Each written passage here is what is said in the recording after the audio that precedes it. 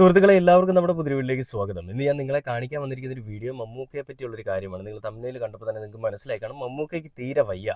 മമ്മൂക്കയ്ക്ക് പ്രായാധിക്യം മൂലം മമ്മൂക്കയ്ക്ക് ഒന്ന് എഴുന്നേറ്റ് നടക്കാൻ പോലും വയ്യാതെ ആയിരിക്കുന്നു. നല്ല ക്ഷീണിതനാണ് മമ്മൂക്ക. ഇപ്പോൾ ഉള്ള സിനിമകളൊക്കെ വന്നതിന് ശേഷം, അല്ലെങ്കിൽ ഈ പേട്ടേറ്റ് എന്ന് പറയുന്ന സിനിമയുടെ ഷൂട്ടിംഗ് ഒക്കെ കഴിഞ്ഞതിന് ശേഷം മമ്മൂക്കയ്ക്ക് തീരെ വയ്യാതെ ആയിരിക്കുകയാണ്. ഇനി മമ്മൂക്ക പഴയ രീതിയിൽ അടിച്ചു പൊളിച്ച് സിനിമയിൽ ഒരു ചെറുപ്പക്കാരനായിട്ട് ചുള്ളൻ ചെറുക്കനായിട്ടൊക്കെ നിൽക്കുമോ എന്നുള്ളൊരു കാര്യത്തിലും ഒരുപാട് ആളുകൾ സന്ദേഹം പ്രകടിപ്പിക്കുന്നുണ്ട്. അല്ല, ഒരുപാട് ആളുകൾ വിഷമം പ്രകടിപ്പിക്കുന്നുണ്ട്. എന്താണ് സംഭവം എന്ന് ചോദിച്ചു കഴിഞ്ഞാൽ, കഴിഞ്ഞ ദിവസം നമുക്കറിയാം ടി വി ചന്ദ്രൻ എന്ന് പറയുന്ന ഒരു വ്യക്തിയുടെ 50 വർഷത്തെ സിനിമാ ജീവിതം എന്ന് പറയുന്ന ആ ഒരു പരിപാടി ഉദ്ഘാടനം ചെയ്യാൻ പോയ സമയത്ത് മമ്മൂക്ക പറഞ്ഞ കാര്യങ്ങളൊക്കെ നമ്മൾ ചർച്ച ചെയ്തതാണ്.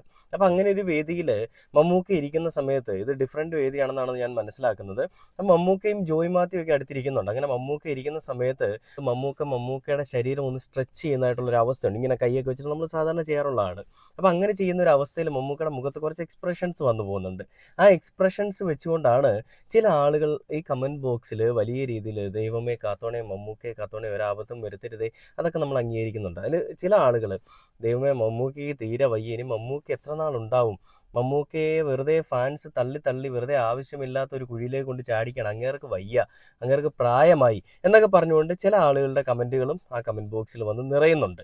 അപ്പം ഞാൻ എന്താണ് ഈ ഒരു വീഡിയോ നിങ്ങളിലേക്ക് എത്തിക്കേണ്ടതെന്ന് വെച്ച് കഴിഞ്ഞാൽ, ഈ വീഡിയോ നിങ്ങളിലേക്ക് എത്തിക്കേണ്ട ആവശ്യകത ഉണ്ടോ എന്ന് ചോദിച്ചു കഴിഞ്ഞാൽ വളരെയധികം ആവശ്യകതയുണ്ട്.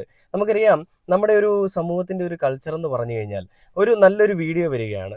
ആ വീഡിയോ അതൊരു എക്സാമ്പിളാണ്. ഒരു വീഡിയോ മാത്രമല്ല, ഏതൊരു കാര്യമാണെങ്കിലും, ഒരു അഡ്വർടൈസ്മെൻ്റ് ആയിക്കോട്ടെ, അതിൻ്റെ താഴെ ഒരു മോശം കമൻ്റ് ഉണ്ടെങ്കിൽ അതിൽ വരുന്ന എല്ലാ കമൻറ്റുകളും, പിന്നീട് വരുന്ന 10 കമൻറ്റുകളും മോശമായിരിക്കും. ഇനി അതേസമയം ആ വീഡിയോയുടെ താഴെ വന്നിരിക്കുന്ന കമൻറ്റ് നല്ലതാണ്, യൂസ്ഫുൾ ആണെന്ന് പറഞ്ഞു കഴിഞ്ഞാൽ അതിൻ്റെ താഴേക്ക് വരുന്ന 10 കമൻറ്റുകളും വളരെ നല്ലതാണെന്ന് പറഞ്ഞുകൊണ്ടായിരിക്കും. ബാക്കി 10 പേരായിരിക്കും അതിനെപ്പറ്റി മോശം പറയുന്നത്. ഇതാണ് നമ്മുടെ ഒരു കൾച്ചർ, അല്ല ഇതാണ് നമ്മളുടെ ഒരു രീതി.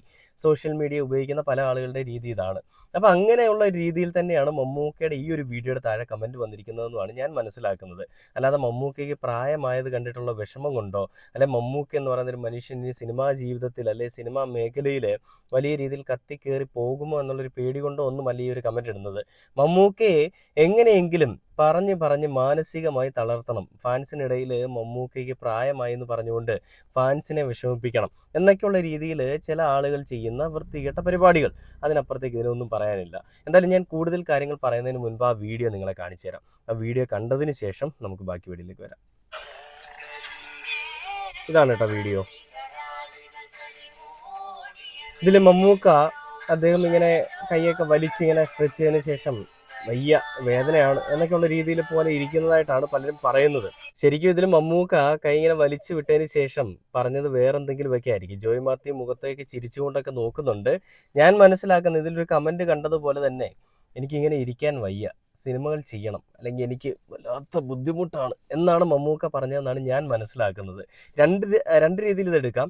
ഒന്ന്, വയ്യടോ പ്രായമായി, എനിക്ക് ക്ഷീണമാണ് എന്ന് മമ്മൂക്ക പറയാം. രണ്ട്, എനിക്കിങ്ങനെ ഇരിക്കാൻ വയ്യ, എനിക്ക് നല്ല സിനിമകളൊക്കെ ചെയ്യണം, എനിക്കൊന്ന് എണീറ്റൊന്ന് ഓടിയാൽ മതി എന്ന് വേണമെങ്കിലും മമ്മൂക്ക പറയാം. ഈ രണ്ട് വശങ്ങൾ ചിന്തിക്കാതെ ഒരൊറ്റ വശം മാത്രം മുന്നിലേക്ക് വെച്ചുകൊണ്ട് മമ്മൂക്ക പറഞ്ഞത് ഇങ്ങനെയായിരിക്കാം, മമ്മൂക്കയ്ക്ക് തീരെ വയ്യ, ഇനി എഴുന്നേറ്റ് നടക്കാൻ പോലും വയ്യാത്ത അവസ്ഥയിലേക്ക് മാറും, സിനിമ എന്ന് പറയുന്ന ഒരു ലോകത്തിൽ മമ്മൂക്ക ഇനി ഉണ്ടാവില്ല. ഇതാണ് മുൻപ് മമ്മൂക്ക ഒരു 8 മാസത്തോളം മമ്മൂക്കയ്ക്ക് അസുഖബാധിതനായിട്ട് ചികിത്സയിലായിരുന്നിരിക്കെ, അല്ലെ ചികിത്സയ്ക്കായിട്ട് മമ്മൂക്ക വിദേശത്തേക്ക് പോയിരുന്ന സമയത്ത് വരെയും പല ആളുകളും പറഞ്ഞത്.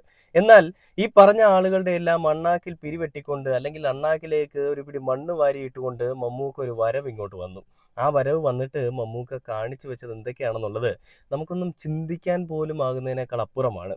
എടാ മക്കളെ, മമ്മൂക്കയ്ക്ക് പ്രായമായി, മമ്മൂക്കയ്ക്ക് എഴുന്നേറ്റ് നടക്കാൻ വയ്യ, മമ്മൂക്ക ഇനി സിനിമയിലേ ഉണ്ടാവില്ല എന്നൊക്കെ പറയുന്ന മക്കളോട് എനിക്കൊരു കാര്യം പറയാനുള്ളത്, ഇതേ പ്രായം വെച്ചുകൊണ്ട് തന്നെയാണ് ഭ്രമയുഗം പോലെയുള്ള, ഈ കളങ്കാവൽ പോലെയുള്ള, ഇനിയിപ്പോൾ വരാൻ പോകുന്ന പേട്രിയറ്റ് പോലെയുള്ള, ഇതിനു മുൻപുള്ള പല സിനിമകളിലും അദ്ദേഹം അഭിനയിച്ചത്.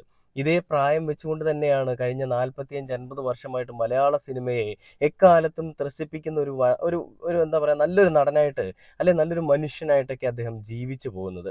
അതിനോടൊപ്പം തന്നെ തമിഴ് അന്യഭാഷയിലും അദ്ദേഹം ചേക്കേറുന്നുണ്ട്. മലയാള സിനിമ എന്ന് പറയുന്ന ഒരു മേഖലയെ ഇത്രയും അധികം ശരിക്കും പറയാം ഒരു ഫിലിം ഇൻഡസ്ട്രി അതൊരു മേഖലയാണല്ലോ അല്ലേ?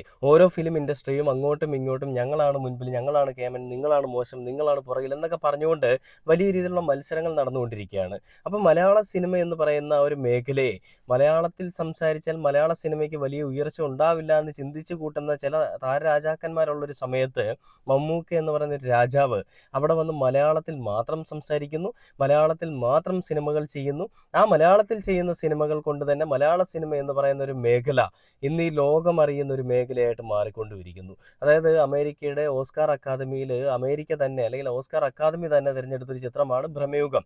ആ ഭ്രമയുഗം എന്ന് പറയുന്ന ചിത്രം അവിടേക്ക് പോയത് എന്തുകൊണ്ടാണ്? അതിൽ മമ്മൂക്ക കാണിച്ചു വെച്ചിരിക്കുന്ന മമ്മൂക്കയുടെ അസാമാന്യമായിട്ടുള്ള കഴിവാണ് അല്ലേ?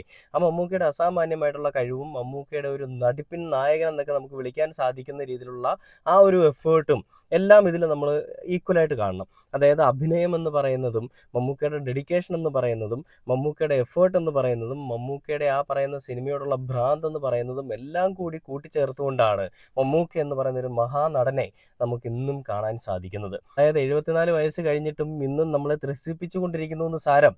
ആ ത്രസിപ്പിക്കൽ ഇതുവരെയും തീർന്നിട്ടില്ല കേട്ടോ. ഇനി അയാൾ കിടന്നു പോകണം, അയാൾ ഇനി എഴുന്നേറ്റ് നടക്കാൻ പാടില്ല എന്ന് ആഗ്രഹിക്കുന്ന ആളുകളോട് ഞാൻ ഒരു കാര്യം കൂടി പറയാം.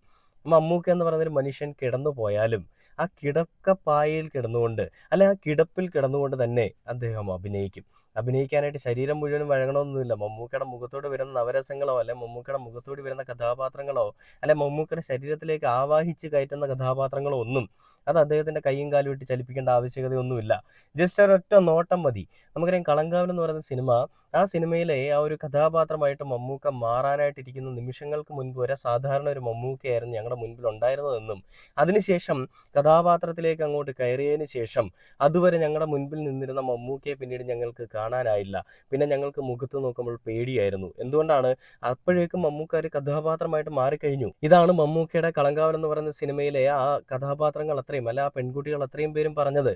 പിന്നെ മമ്മൂക്കയുടെ പല വീഡിയോസ് നിങ്ങൾക്ക് സൈഡിൽ നോക്കി അറിയാൻ പറ്റും. ആ ഒരു വേദിയിൽ ഇരുന്നു കൊണ്ട് തന്നെ മമ്മൂക്കയുടെ പേര് അനൗൺസ് ചെയ്യുമ്പോഴും ചിരിച്ചുകൊണ്ട് വേറെ കാര്യം പറഞ്ഞുകൊണ്ടിരുന്നിട്ട് എന്നെയാണോ വിളിച്ചതെന്ന് പറഞ്ഞുകൊണ്ട് എഴുന്നേറ്റ് എല്ലാവരും ഒന്ന് വണങ്ങുന്ന ഒരു Mammukka. I love you Mammukka എന്ന് പറയുമ്പോൾ ആ അവതാരികയുടെ അല്ല ആരാധികയുടെ മുൻപിലേക്ക് ചെന്നിട്ട് താങ്ക് യു എന്ന് പറയുന്നൊരു മമ്മൂക്ക. ആ കാണുന്ന എല്ലാ ആളുകളെയും വിഷമിപ്പിക്കാതെ എല്ലാ ആളുകൾക്കും പരിഗണനയും അവർക്കെല്ലാം കെയറിങ്ങും കൊടുക്കുന്ന ഒരു മമ്മൂക്ക. ഇത് തന്നെയല്ലേ മമ്മൂക്കയെ നമ്മളെല്ലാവരും ഇതുകൊണ്ടൊക്കെ തന്നെയല്ലേ മലയാളത്തിൻ്റെ സ്വന്തം മമ്മൂക്ക എന്നും മലയാളികളുടെ സ്വകാര്യ അഹങ്കാരം എന്നും മലയാളത്തിൻ്റെയും മലയാളികളുടെയും മലയാളി സംസ്കാരത്തിൻ്റെയും എല്ലാം ഒരു കാതലാളായ ഒരു മനുഷ്യനെന്നും നമ്മളെല്ലാവരും എന്നും വിളിച്ചുകൊണ്ടിരിക്കുന്നത്? ഈ വിളികളൊന്നും ഇഷ്ടപ്പെടാത്ത, ഈ വിളികളൊക്കെ കാണുമ്പോൾ വിരളി പൂണ്ടുവരുന്ന ചില ആളുകൾ, ആ ആളുകൾ ഏത് വിഭാഗത്തിൽപ്പെട്ടതാണെന്നുള്ളത് നമ്മളൊന്ന് ചിന്തിക്കേണ്ടിയിരിക്കുന്നു. ഒരു പക്ഷേ സംഘികളാവാം എന്നേ ഞാൻ പറയുന്നുള്ളൂ. മറ്റൊരു പക്ഷേ കമ്മികളാവാം, അല്ലെങ്കിൽ കൊങ്ങികളാവാം, മറ്റേതെങ്കിലുമൊക്കെ ആകാം. പക്ഷേ സംഘികളാണ് എന്നുള്ളതാണ് എനിക്ക് ഏറ്റവും കൂടുതൽ മനസ്സിലാവുന്നത്. കാരണം മമ്മൂക്കയുടെ മതം ഒരു വലിയ പ്രശ്നമാണ്, രാഷ്ട്രീയം ഒരു വലിയ പ്രശ്നമാണ്. ആ രാഷ്ട്രീയത്തിൽ വേണമെങ്കിൽ കൊങ്ങികളും കമ്മികളും ഈ പറയുന്ന സംഖ്യകളും ഒക്കെ വരാം. പക്ഷേ കമ്മികൾ വരാൻ സാധ്യതയില്ല. കാരണം കമ്മ്യൂണിസമാണ് മമ്മൂക്കയുടെ ഒരു രാഷ്ട്രീയം. മമ്മൂക്കയുടെ മാത്രമല്ല എല്ലാ നടന്മാരുടെ രാഷ്ട്രീയം കമ്മ്യൂണിസമാണ്. അത് കമ്മ്യൂണിസ്റ്റ് പാർട്ടി എന്നല്ല, എല്ലാവരുടെ ഉള്ളിൽ കമ്മ്യൂണിസം ഉണ്ട്, നമ്മുടെ ഉള്ളിലുമൊക്കെ ഉള്ളതുപോലെ. അപ്പോൾ അങ്ങനെ മമ്മൂക്കയ്ക്കുണ്ട്. നമുക്കറിയാം ഒരു നടൻ ഞാൻ ഇന്ന പാർട്ടിയുടെ ഒരു നേതാവാണ് അല്ലെങ്കിൽ ഇന്ന പാർട്ടിയിൽ ഞാൻ വിശ്വസിക്കുന്നു എന്ന് പറഞ്ഞു കഴിഞ്ഞാൽ അവർക്ക് വരാൻ പോകുന്ന കോൺസിക്വൻസസ് എത്രത്തോളമാണെന്നുള്ളത് അതൊക്കെ ഫേസ് ചെയ്യാൻ തയ്യാറാണെങ്കിൽ നമുക്കത് പറയാൻ സാധിക്കും. സ്വതന്ത്രമായിട്ട് എനിക്ക് പറയാം ഞാൻ BJP ആണ് എന്ന് ഞാൻ പറയുകയാണെങ്കിൽ അതിൻ്റെ കോൺസിക്വൻസസ് എൻ്റെ സിനിമയിൽ എല്ലായിടത്തും എഫക്റ്റ് ചെയ്യും. അതൊക്കെ തരണം ചെയ്ത് പോകാൻ സാധിക്കണമെന്നുണ്ടെങ്കിൽ അയാളുടെ ഗട്ട്സ് ഒന്ന് വേറെ തന്നെയാണ്. അതേ ഗട്ട്സ് തന്നെയാണ് മമ്മൂക്കയ്ക്കുള്ളത്. എടാ മക്കളെ, രാജസ്ഥാൻ മരുഭൂമിയിലേക്ക് മണൽ വാരി കളിക്കാൻ നോക്കരുതേ. അവിടെ ആവശ്യത്തിലധികം മണലുണ്ട്. അത് വാരി കൂട്ടി വെച്ചിരിക്കുന്നത് നിൻ്റെയൊക്കെ അവസാനം കാണാനുമാണ് എന്ന് പറഞ്ഞുകൊണ്ട് മമ്മൂക്കയ്ക്കെതിരെ കളിക്കുന്നതും മമ്മൂക്കയ്ക്കെതിരെ കുരയ്ക്കുന്ന പട്ടികളും ഇതൊക്കെ ഒന്ന് പ്രത്യേകം ഒന്ന് നോട്ട് ചെയ്ത് വെച്ചേക്കാനെന്നും പറഞ്ഞുകൊണ്ട് ഈ ഒരു വീഡിയോയുടെ അവസാനിക്കുകയാണ്. പുതിയൊരു വീഡിയോ ആയിട്ട് കാണുന്നവരെ ഓക്കെ ബൈ.